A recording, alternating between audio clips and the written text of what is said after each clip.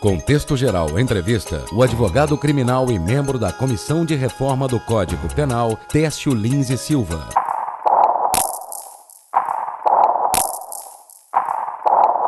Eu sou carioca, nascido e criado na praia, no Rio de Janeiro, originário do bairro da Urca, onde eu me criei. Urca é um pequeno aterro, é um bairro privilegiado, nós chamamos de território livre da Urca, fica ali ao pé do Pão de Açúcar, e é um lugar privilegiado, porque não é passagem, é próximo do centro da cidade, onde eu trabalho, portanto eu levo 7 minutos de casa ao trabalho, e é um lugar privilegiado, porque é uma comunidade pequena e um pouco tem a tradição que as pessoas moram dali e vão ficando, os filhos, os netos, os bisnetos, então é uma comunidade sui generis, porque embora esteja encravada numa metrópole, ela tem uma característica de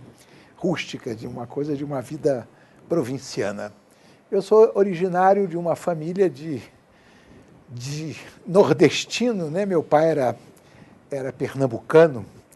Ele brincava muito com a família de Pernambuco, porque ele veio menino, filho de um juiz municipal. Imagina, no início do século passado, imagina quanto ganhava um juiz, ganhava uma miséria, não dava para sustentar os 13 filhos. E ele deixou de ser juiz para ser funcionário do Banco do Brasil, que era a glória, era um grande emprego, um empregão. Então ele deixou de ser juiz, pegou um ITA no norte e foi para o Rio morar, levando a filharada. E eu sou, portanto, meu pai brincava, dizia, eu fui pernambucano quando menino, agora eu sou carioca. Claro que ele brincava, os pernambucanos, os primos, os parentes que lá permaneceram, aceitavam aquela provocação, ficavam indignados e tal. Mas meu pai tinha muito orgulho da sua origem pernambucana, porque ele era de Olinda. E ele falava com muito orgulho ser de Olinda, ser nascido de Olinda, de onde ele veio menino. Eu sou filho dessa família, estudei num colégio particular, que era um colégio perto de casa, na Praia de Botafogo. Na época era um colégio, chamava-se Colégio Anglo-Americano. Enfim, depois, hoje é uma franquia, as coisas modernas, franchising, hoje é uma franquia que há, enfim. Mas na época era um colégio único, tinha um diretor que era muito presente. E não era o melhor colégio do Rio, ao contrário, era um colégio que investia muito no esporte, era campeão em todas as modalidades. Naquele tempo tinha jogos infantis, jogos da primavera, havia sempre uma emulação dos jovens, dos estudantes participarem, né, terem práticas esportivas, havia campeonatos e os jogos entre os estudantes, e o colégio sempre tinha um destaque extraordinário nesses jogos. E claro que com isso também sofria. Eu não me envolvi nessa parte do colégio, eu me envolvi mais na parte associativa, porque eu ainda, com 15 anos de idade, me candidatei a ser presidente do diretório, do grêmio, que se chamava Sociedade Literária do Colégio Anglo-Americano, tinha uma sigla de Solica. E a Solica imagina, era um grupo de meninos, mas eu tinha até chefe de gabinete, né? Eu era presidente e tinha um chefe de gabinete, olha que chique. Tinha o tesoureiro, tinha diretoria, enfim. Isso contribuiu muito positivamente para a minha formação cidadã, de aprender o exercício da solidariedade associativa. E eu, então, me dediquei muito a essa vida do grêmio, da sociedade literária, do diretório acadêmico. E não fazia, enfim, não competia, não me destacava nos esportes. Eu estudava, cumpria, era um aluno regular, mediano, enfim, cumpria as minhas obrigações.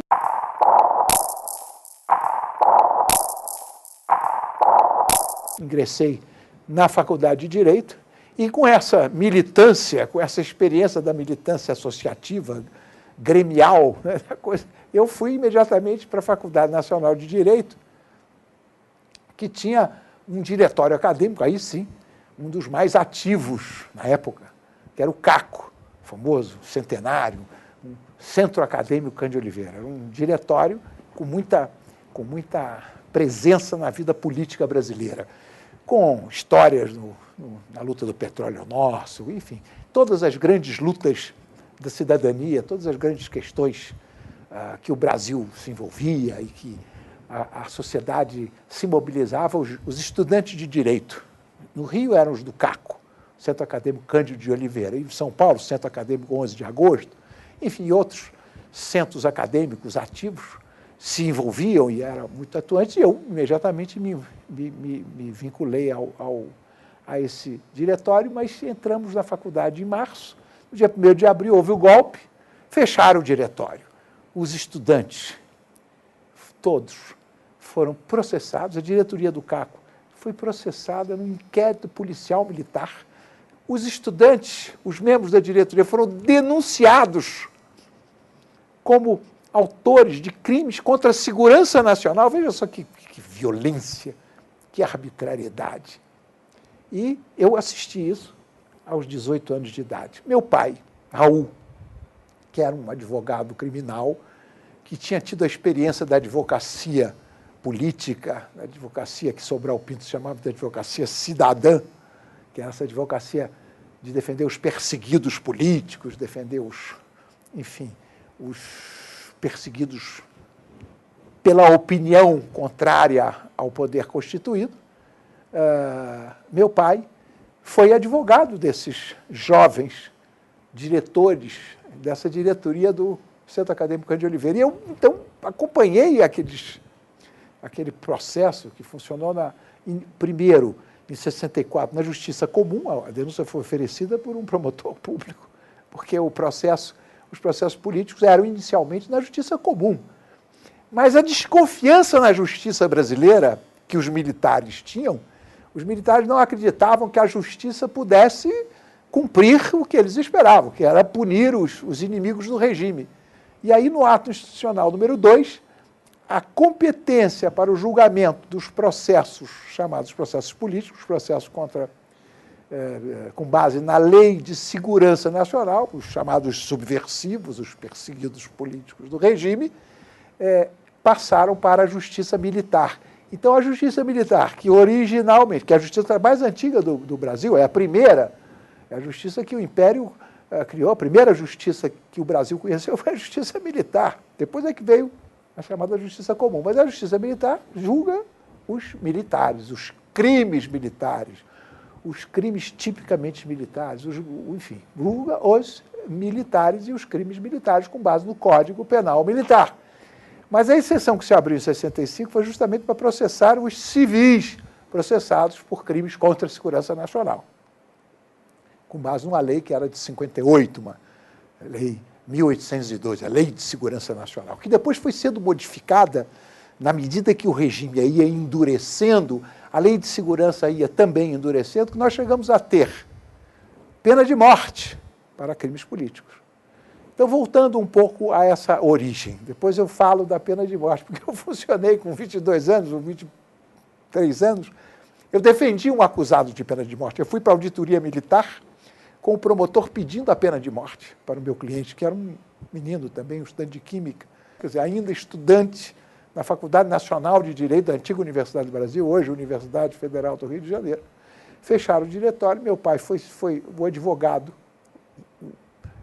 desses diretores do CACO, inicialmente na 23ª Vara Criminal do Rio de Janeiro, e depois com a competência deslocada para a 2ª Auditoria do Exército, que, curiosamente, que funcionava defronte do CACO.